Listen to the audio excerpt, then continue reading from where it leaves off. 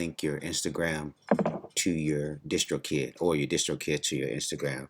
A few videos out there, but no one really fully explained it. So I'm going to show you how to do it. So the first thing you want to do is you want to copy your ISRC code, which is attached to your song. So what you're going to do, click on that.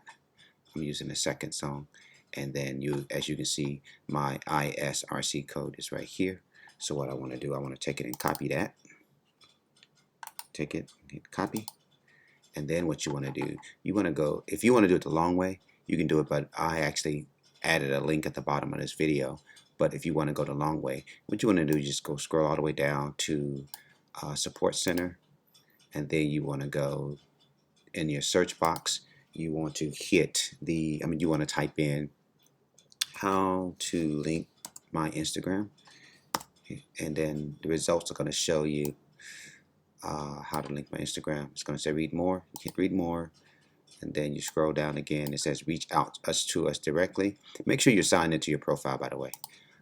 Hit that, and then from here you're going to go down to streaming services, goodies, and then you're going to click on Instagram and Facebook, and then you're going to say link release to Instagram profile, and that's going to take you to the link that I've already prepared for you. So click on that, and then you're going to make sure your email is correct. Switch it if you have to. Artist name, that's my name, and then I'm going to type in the ISRC code, which is this here. I'm going to type in my handle, and then I'm going to type in